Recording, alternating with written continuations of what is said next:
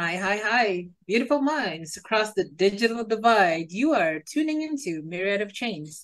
We are unraveling the threads of what is on Myriad.Social and the rest of the internet, one hot topic at a time. I am your host, Decentricity, and I'm joined today by the brilliant brains of Danny, Theo, and Rob. And we also have a mystery guest called Rico. There's a bit of controversy in the US. So the US Congress, TikTok, there's a bill that just got passed 50-0. So it's a bipartisan bill that could ban TikTok stateside.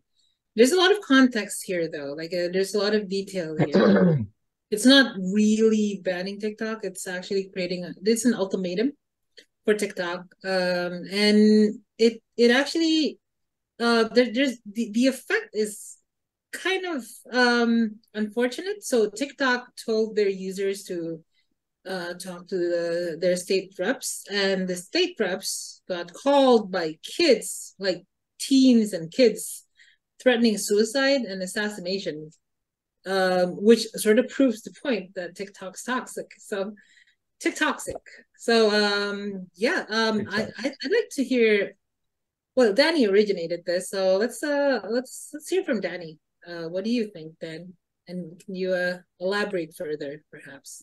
This is actually a very complex problem because it addresses, for me, it doesn't only address the problem of free speech, but it addresses the problem of internet literacy, the problem of the shrinkage of internet as an environment.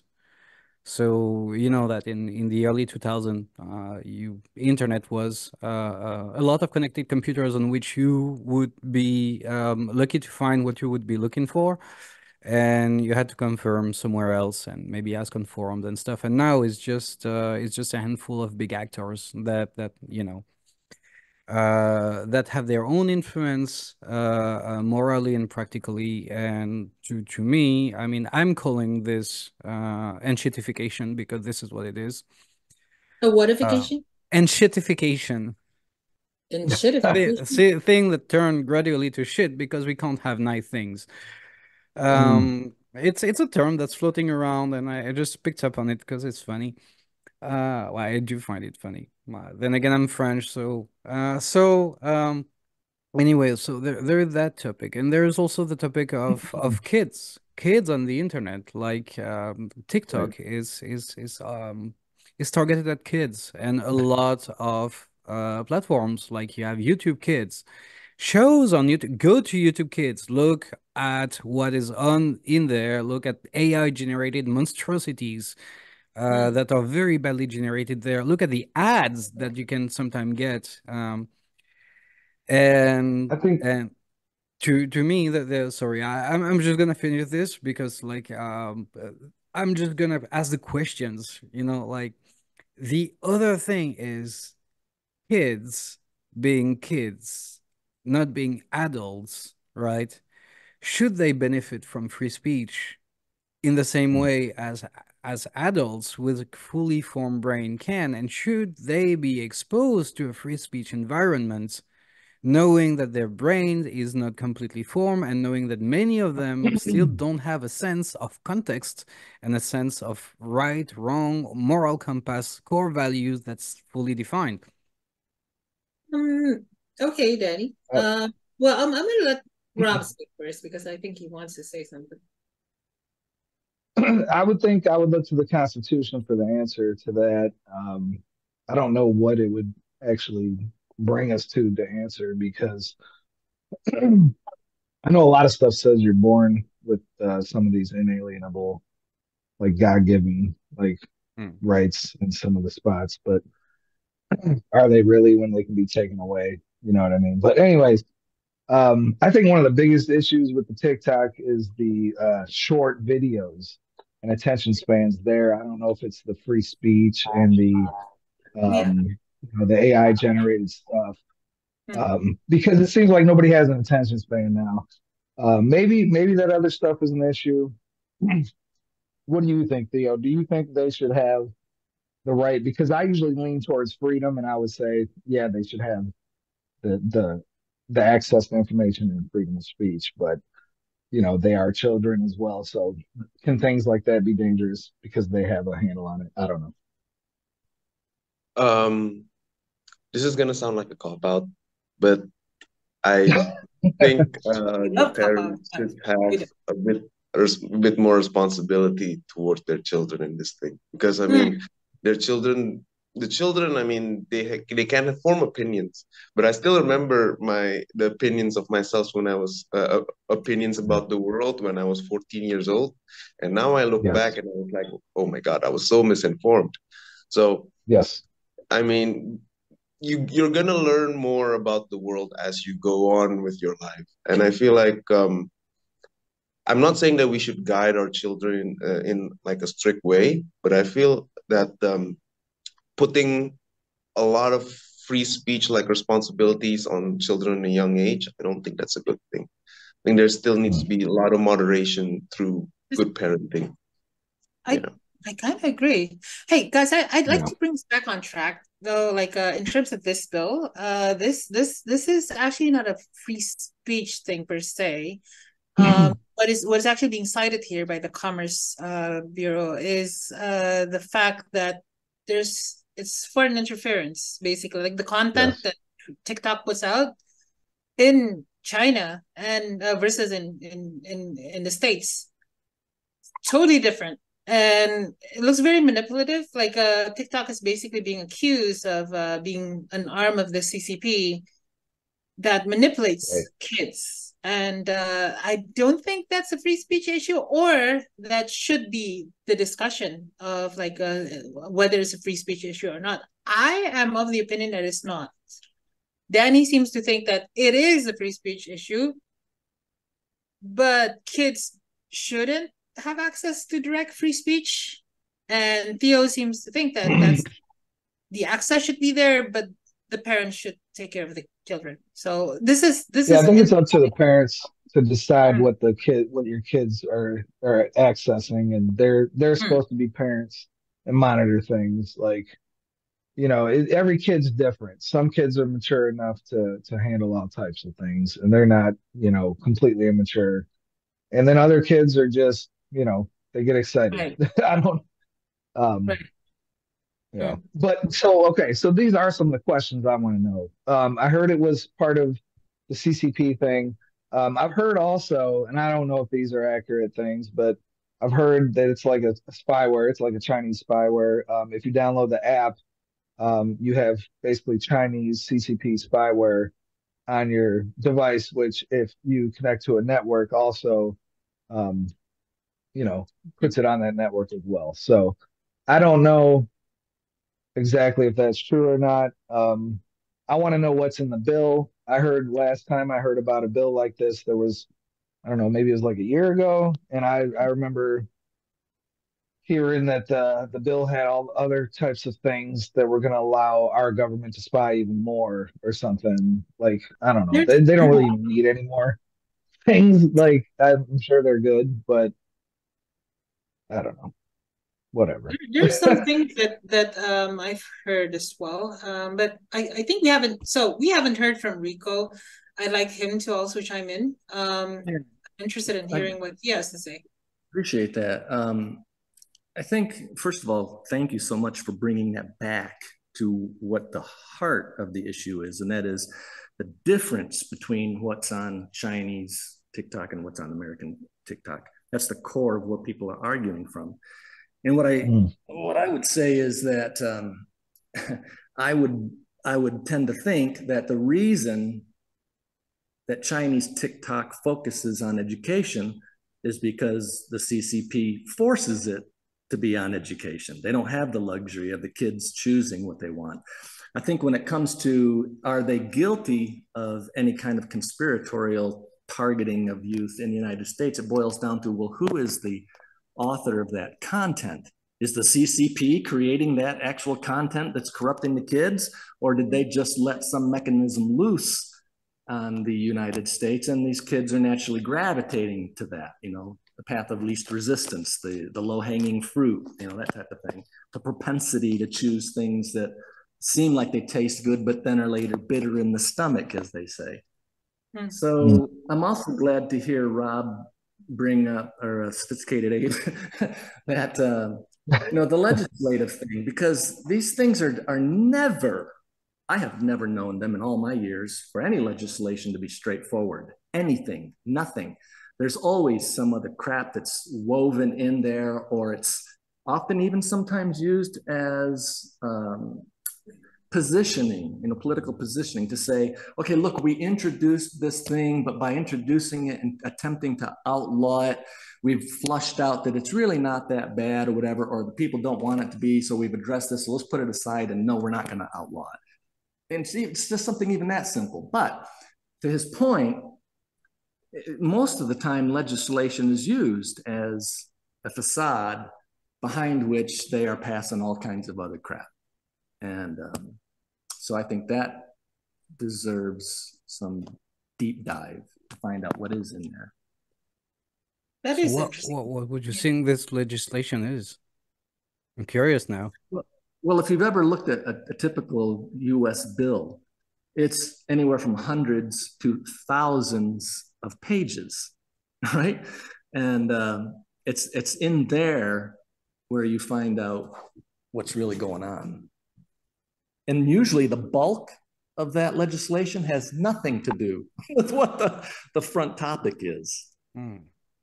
Remember Ronald Reagan one time famously brought a bill as he was given, I think it was the State of the Union address. And this thing was literally 2 feet high. It was 2 feet high of paper. He pulls it out, dumps it on the podium and says, if I ever see a bill like this come across my desk again, I will never sign it, right? Well, he was just shedding light on that. It's that tall, right? So let me just tell you, Danny, just like just to add a concrete example. What happened last year when they tried to ban TikTok in a TikTok bill? They put in the Patriot Act, the Digital Patriot Act, inside that bill. So that's what I was talking about. Yes. So the US government can spy on you, and that's actually that always happens. I don't know about this current bill. I haven't seen anyone talk about like the hidden aspects of it, but there usually is, especially when the bill is that bipartisan.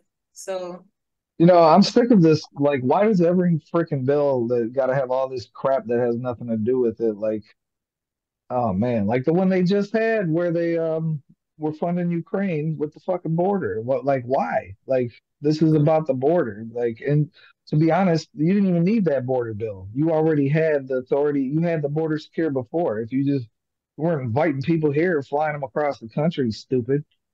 What the hell's wrong with these?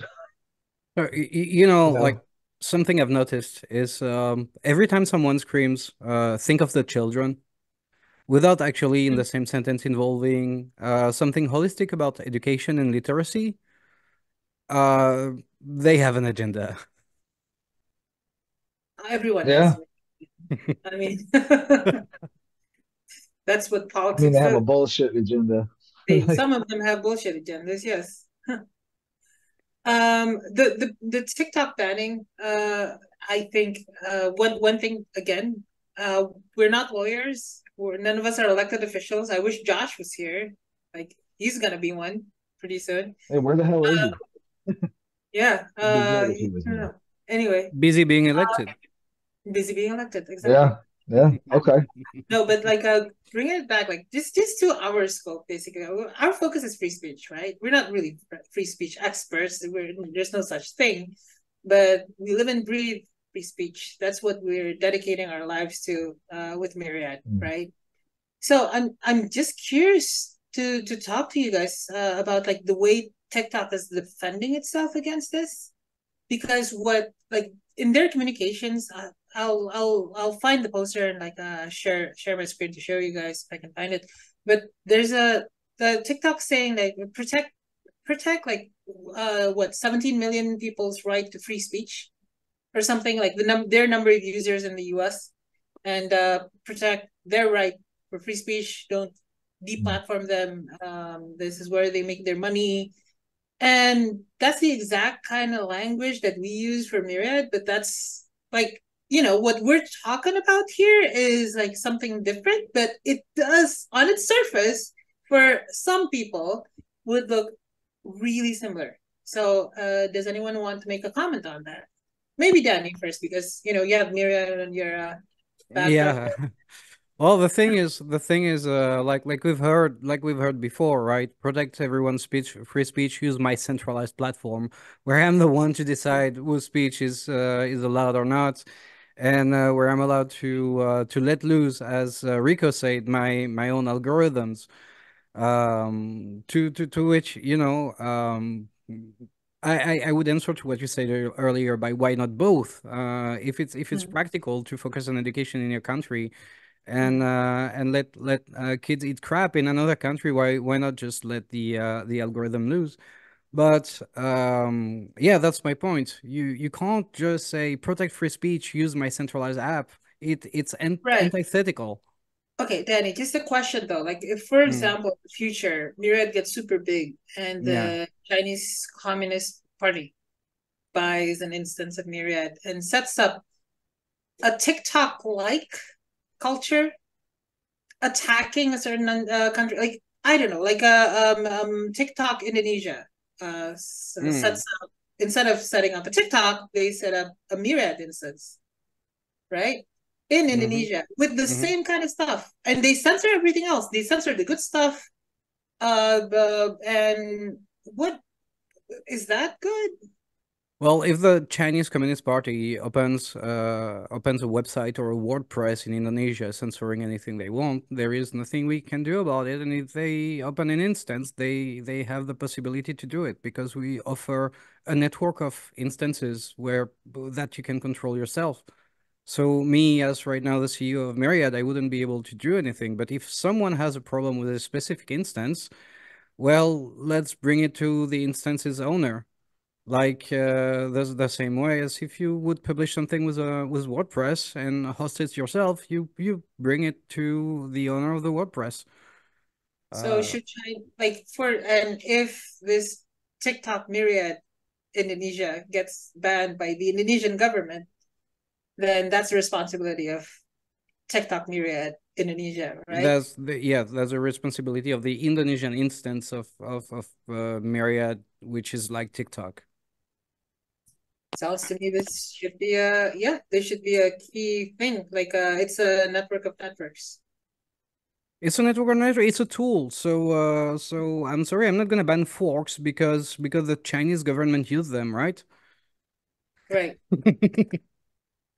I mean, they probably use chopsticks most of They the use time, chopsticks for it. I'm pretty sure they do. Like probably but more They're not chopsticks. gonna I'm ban pretty those sure they either. do use forks sometimes. I Yeah, mean, but they use two chopsticks per meal, and they probably only use one fork, right? Why would you use two forks? So it's always a two for one, even if they do use forks. I've tried to chopstick my Mhm. forks. It doesn't really work well.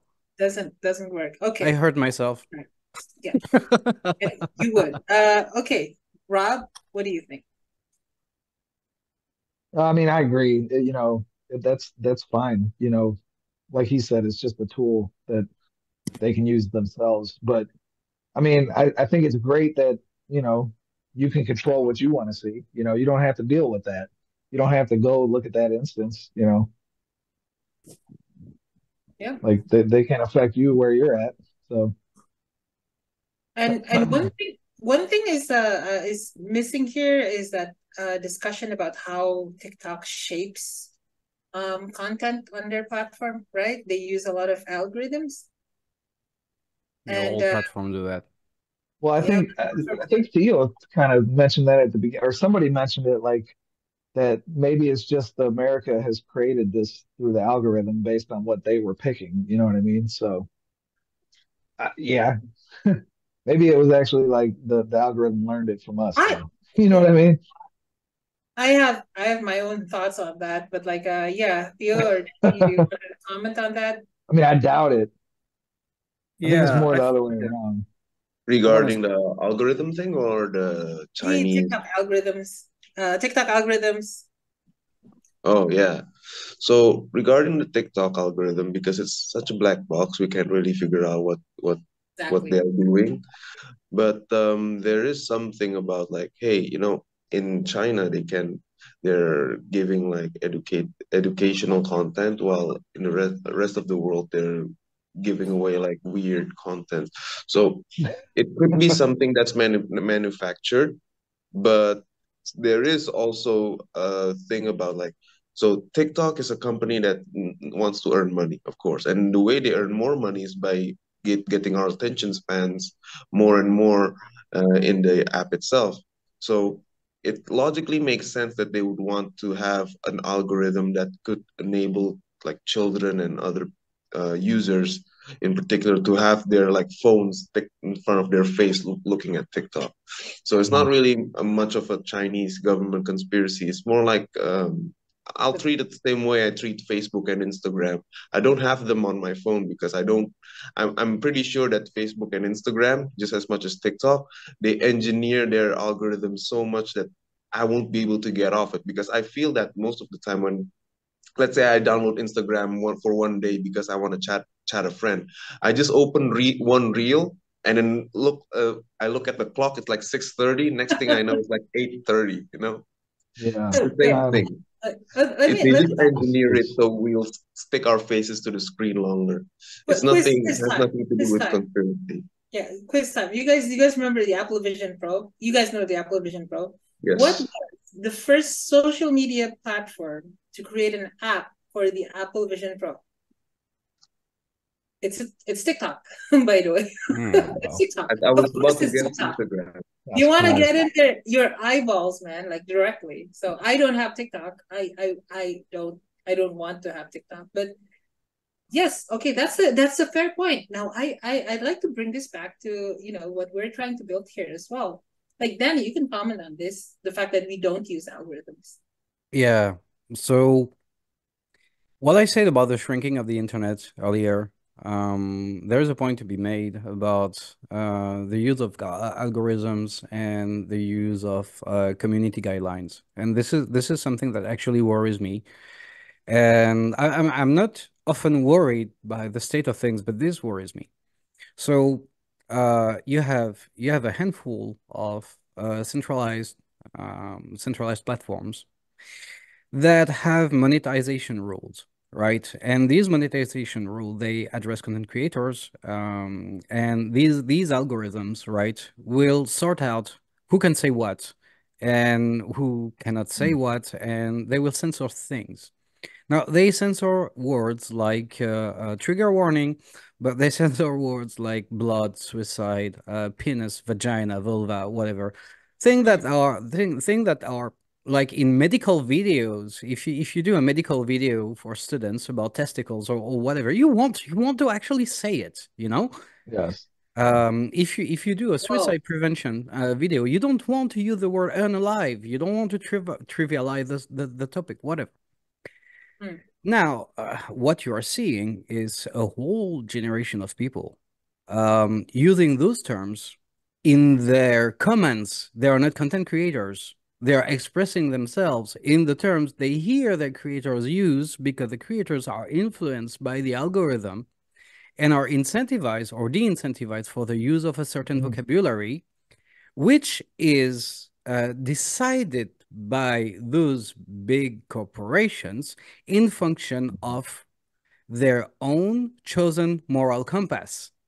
So here we have the switch from a moral compass that is usually decided by social interaction in human interaction with family, with friends, with coaches, with whatever, to a moral compass which is dictated by corporations. And this is one thing I think is extremely Yeah. dangerous about the algorithms they are using, the content recommendation and censorship algorithm they're using. And this is one of the reasons why we're not gonna implement the things, right? If you want to follow a specific type of content on Myriad, we have timelines. You look for timelines, the timelines you want. You look for the people you want. You do your research. You make up your the mind. timelines are not algorithm created, right, Danny? They are curated, meaning that you decide it's just like a list or a folder. You put the post you want in it. You can automate it with hashtags if you feel like there is a hashtag you want to give specific attention to. But there is no algorithmic recommendation that's gonna keep you either stuck to your screen or decide for you what you should say, and it's gonna remain like that. Awesome. And that actually brings us to sort of like the design of social media and the design of like big tech social media is sort of like different from what we're trying to do with like free speech social media and like other alt social media. But I think the structure of like what we're doing with Myriad is also quite interesting because he touched on something else there, actually, yeah. that shouldn't be passed over. As a matter of fact, it's at the very core of all this. If the issue in the United States is what children are watching, then it inherently addresses that, what some people would find the dreaded M word, morality. Morality. You know, last podcast, we just touched on the fact that it's a fact that Western civilization, the classic Western countries, and the United States are bastions, and many evaluate as the last standing bastions or remnants of it, of the Judeo-Christian ethic with a clearly defined morality. I mean, it's straight out of the book. You shall not commit adultery, you shall not steal, you shall not murder, right on down the line. It even addresses, homosexuality. That is a crime. And what's interesting is if you look on the books of most of the states in the United States to this day, that is still a crime, but they don't prosecute it because of the social reengineering. But the point is, there was a clearly defined morality, and the issues we're having, and even in the context of our conversation today, when we talk about, oh, this is, some of the things they do to kids are crimes against humanity. Well, based on what? If it's not based on that Judeo-Christian ethic or some other, typical religious type of format, then what morality? And I think Danny touched on it, although misstated, that it's a corporate morality. Well, there is no such thing as a corporation morality, because at the end of the day, corporations don't have a mind. They don't have a morality. There are people at the head of those corporations, at the head of this globalism. Those are the people that are, as the head of BlackRock said, are forcing their agenda through the corporate structures. So these are individuals who are anti-moral, who are saying, hey, the problem with morality is that there's morality. What we need is no morality. So if you don't address it like that, let me just wind it up like this. If you don't address it like that, then you don't have a leg to stand on, because that's how these people are going into schools to this day with, pedo transgender reading hour or whatever the hell they call it, and are trying to pretend that it's legitimate. They're just saying, oh, we're just another brand of morality. Okay, Danny, let me jump in. Danny, what do you think?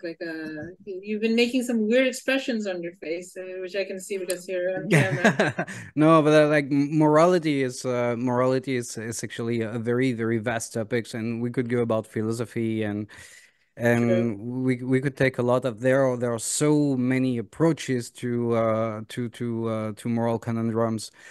But to me, the crux of it is that morality should be something that's sovereign to people. It shouldn't be decided top down by some entities for reasons that are very, very obviously mercantile. We shouldn't, like, we change as a society evolves on its own through the interaction of its members, And things that were unthinkable a couple of 100 years ago are now absolutely normal, like I don't know, women voting or something like that, right? So we never know what the future holds for social standards, for the social contract. But what I am sure of is that this social contract and these social norms should be determined by interaction through people and should be enforced by processes which are democratic, like voting, like like marching if you need to, like a social dialogue, which might be peaceful, which might be hard, but which is the prerogative of the people, you know.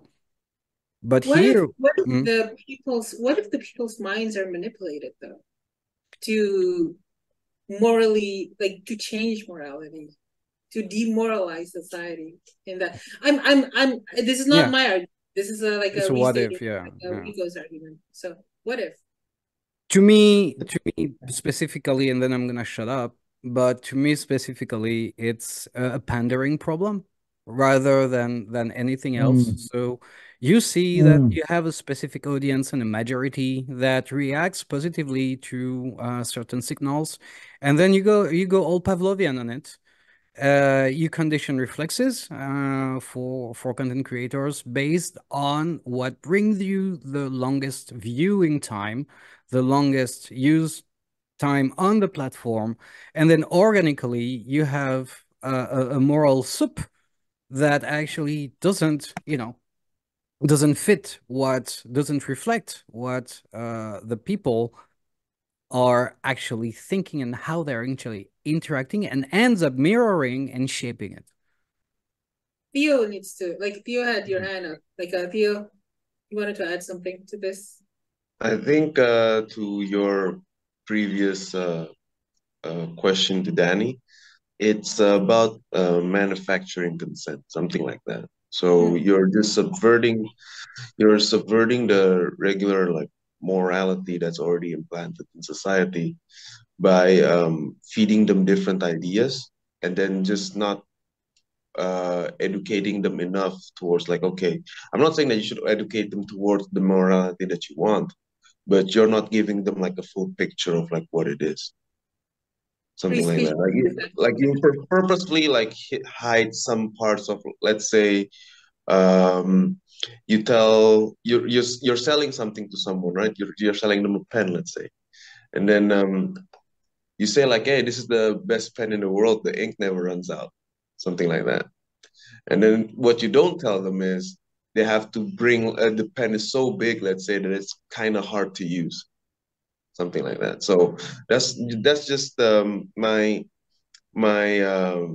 amateur way of thinking about this thing, and that's it for me. Go ahead, Rico. I think Oh, Rob was next. yeah. Rob is next, actually. Like, the Rob, Rico, go ahead. Either of you. Okay, Rob. Rob. Either way, I mean, I was really just kind of following what Danny and Theo were saying, and I started thinking of like, well, with that said, since there's so many people that are possibly so misinformed, should everybody have the right to vote? And then, like, how would you decide? How the hell do you decide who should be able to vote? I mean, you might as well just let everybody vote at that point because you don't know how to decide, right? Hmm. So, like, how do you Okay, decide? so what I would contribute is Danny touched on this whole democratic issue. And, the United States Constitution is very well respected. And what people don't realize is that the United States is not a democracy. It is a constitutional republic, and there's a very specific Absolutely. reason for that. Mhm. And Pandu touched on that. What if the whole damn, majority of society becomes brainwashed to want something like, hey, let's reinstitute slavery or lynching or some shit? There's some Constitutional dumb shit. republic Yeah. protects the minority from the majority. And it does so in a very interesting way. It does so by saying, we hold these truths to be self-evident. And among them, it goes on to say, that all the people are endowed by their creator.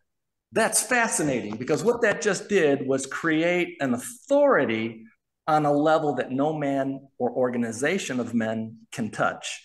And since those rights come from that creator, they are unchangeable. They're what's the word that it uses? You can't lose them, right? They're unalienable. So if you again you look at this as being a moral issue, what's everybody arguing about? What are they arguing about? Well, I don't want my kid to be molested. Well, I don't want my kid to be a target from his teacher. I don't want my kid to see a book that shows that the teacher gets a blowjob from the students, or like you see now these kids sucking toes, over there and wherever it is these days. That is a conflict of morality. Boils right down to it. And so what everybody has to decide sooner or later is, well, one, what kind of morality are you subscribing to? And number two, is the moral framework that a place like the United States Constitution is based on, is that still valid, or do you want to throw that out with the baby in the bathwater, So let me comment first, and then I'll go to Danny, since I think Danny's raring to go. And my thinking is like, that's the key, right? Morality and moral framework. And in respect to Danny, like, actual democracy, actually a society determining where it wants to go, right? Plus foreign interference, psyop, propaganda, right? Demoralizing society. And what I think is like all these forces are like the reason the TikTok discussion is very interesting is that all these forces are fighting against each other in different ways and pulling, like we're looking at a free speech argument that is being used by the biggest dictatorship in the world, like the Chinese Communist Party, right? So this is a very interesting topic, and I really want Danny's take on it in that context. Well, to be honest, I think I've said my part. Rico has an argument when he says the rights have to be made unalienable. There is a common basis that you need to, a common consensus you need to reach in order to go through any kind of process that involves more than, like one person. So to be in agreement on that consensus is super important. Now, how did it come to this? It came to this through struggle, through violent struggle. It came to this through revolutions, to a lot of historical events that weren't pretty. And despite of this, because you were talking about lynching and you were talking about slavery, what we're doing now is to just throw the problem at our neighbors in other countries. Slavery is still very, very, very, very common. It's still contemporary. We don't call it slavery because some people are paid like I don't know, like $50 per day or something like that, but it's basically the same.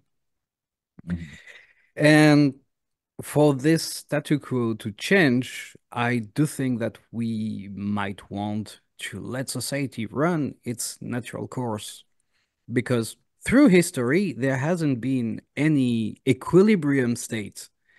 And I don't think that an equilibrium state is achievable without dictatorship, because you're always going to have opposing forces for different moral values struggling on what the statu quo, the consensus should be. Danny, but like, don't you think that a society should have the ability to sort of like have an immune response to another society trying to impose control over it? Why should have? I mean, it already does. Well, yeah, this is what like when we're orienting like TikTok bill, the details of it are interesting, and I don't know all of it. Like since I'm not an elected official, but the interesting part of this is like it's headed towards more towards like this is foreign interference, and what is being the ultimatum is not that TikTok ceases operations. Mm. The ultimatum: stop being part of the Communist Party. Which is so the Communist Party owns ByteDance. ByteDance owns TikTok. If TikTok wants to remain operational in the US, it needs to be an independent company that is not part of ByteDance. And that's the foreign interference clause. And that's why it's under the Department of Commerce. And I think that's interesting because like this is the first time that algorithmic bias to basically change the course of a nation has been enshrined within law as the cause of something like this. So I think that's very interesting. And it's like, yes, you may agree with TikTok's morals, you may agree with someone else's morals, the US definition of morality, but people should be able to determine their own morality without interference, is in my opinion. Our algorithms, yeah. Yeah, our algorithms, content recommendation, and censorship algorithms protected by free speech? That is a very good question. I don't have the answer. Don't look at me. I don't have the answer. I don't have. Let me. I mean, would you consider that speech? Because you could still have the platform and have it work without algorithms. I mean, you could, like, they don't need algorithms. Like, for that It's scale, like you can literally just select from, like it is in like your streaming platform. You just select from topics, and subjects, and like search channel names. You just don't have a feed, or whoever you like follow, you just follow. So technically, there's a legal like case. Like if this is unrelated, and I don't know all the details. Again, not a lawyer, but when words is actually an incitement to violence, or the word itself is action. So if you like write a piece of code, that piece of code is free speech. Publish it anywhere, that's free speech. But if you use that to actually like if you run the code and it acts on something and does something that is illegal, that code effectively becomes illegal, right? And it's not an assault on your free speech. An algorithm, though, is a bit of a more of a gray area because it's publishing free speech, is the right of platforms to publish, to editorialize, to curate. Is that free speech? That's sovereignty versus free speech. That's no, free speech, organizational free speech versus individual free speech, actually. Yeah, that's true. And that's actually, it goes to section 203. Like that's another discussion entirely. All right, we are actually almost at the 1 hour mark. We can still talk. I think we've gone through an interesting discussion so far, primarily about TikTok, and I'd like us to basically bring this over to sort of like the way we're the thing we're trying to do, Myriad, right? Free speech. And I'd like to hear from you guys and like sort of like your expectations for the TikTok case, and how we can like want to tell people out there to try out Myriad. Obviously, Myriad and TikTok are totally different, but our approach is something that can be adopted. Maybe someone out there wants to create a new TikTok with the engines of Myriad. That's also possible. So I'm gonna let you guys give a few words, like just to end this, just to close this out. I'm gonna start with Rico. Thanks. I would say the first thing I'm interested in when it comes to the legislation and their interest in the algorithms, I'd be curious as to whether anybody in the US government has looked at the algorithms that TikTok is using and is basing any of this on something objectionable they found in it. the way it operates, the way it specifically targets, or is it just like, you know, we were discussing earlier, is it just a kind of a free roving thing that just does what the majority of people influence it to do? So I'd like to know that. And also when it comes to Myriad, I think that if Myriad ever got involved with AI, it should just be using tools that are available for users and never anything that actually has anything to do with content. That should always be dictated freely by the user. But I understand that some AI is very beneficial as tools. You know, yeah. That's it. Thank you, Rico. Rob, you're up next. So yeah, I just want to know what's in that bill.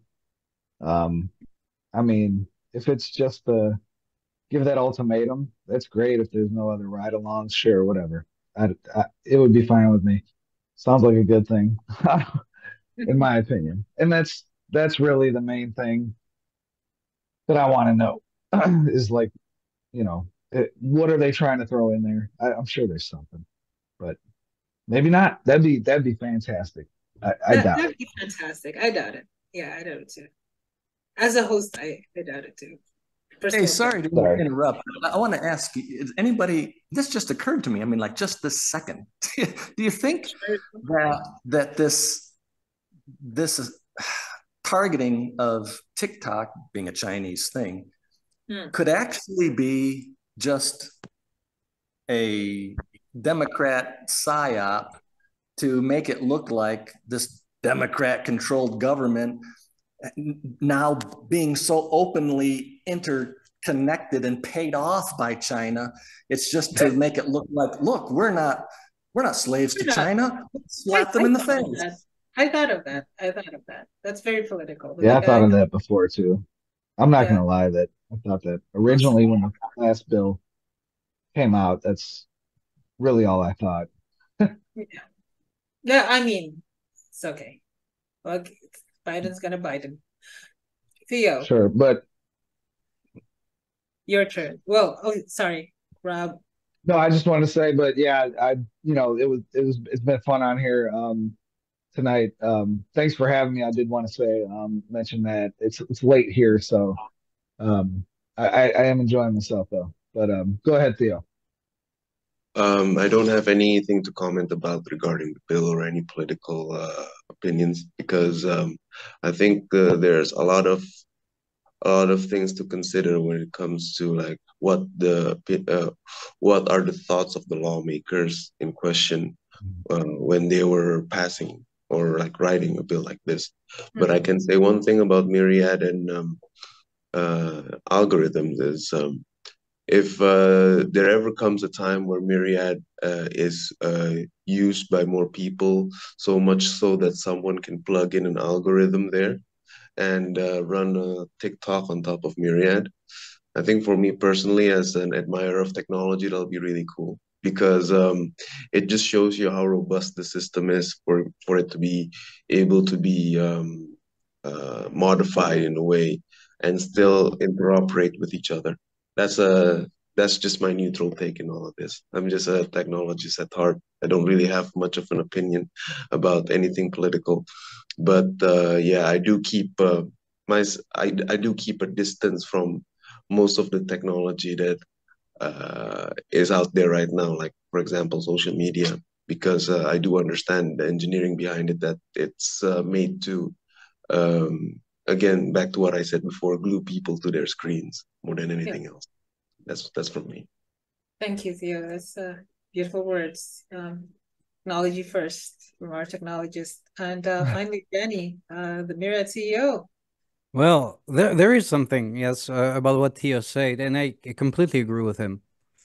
But something that needed to be kept in mind because people watching us might wonder, so what the difference, Danny's been talking about the internet shrinking and Myriad wants to be so big that you can replicate TikTok or whatever other service.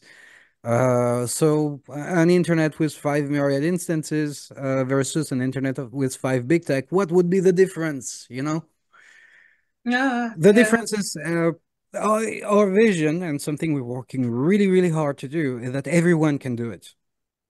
So just like with I like this WordPress thing because like in my earlier years I've been working with it a lot, and it's very easy to implement if you have like 2 bits of technical knowledge.